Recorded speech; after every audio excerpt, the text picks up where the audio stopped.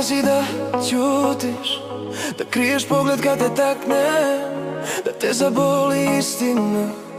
A kažeš dobro sam, proći će, znam me. Navikla si da gutaš reči, da nosiš tišinu ko teret na sebi i da sakriješ svaki nemir koji ti srce odavno grebe.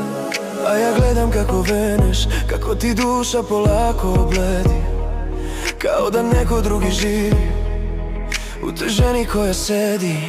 Navikla si da ćutiš, da te lomim a ti stojiš, da moje greške braniš i kad znaš da sam opet isti ko pre, a srce ti više ne može i vidim pucaju ti dani. Oprosti, nisam znao da ti ćutanje toliko rani.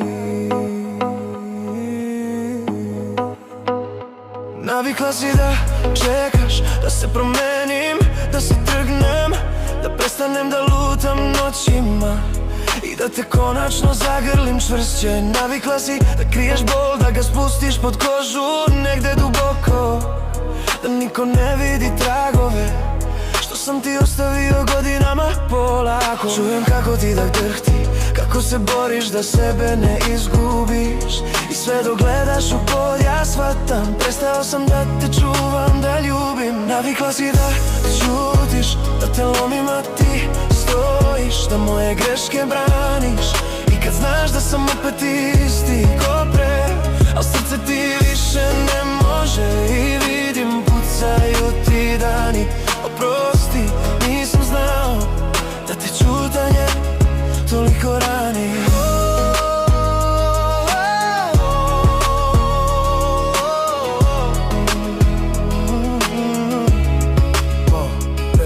Ako ostaneš još malo, pokušat ću da budem čovjek, da ti budem zaklon, jer više ne mogu da gledam kako se rušiš u svojoj samoći. Ako progovoriš večeras i kažeš dosta, ja ću da ćutim.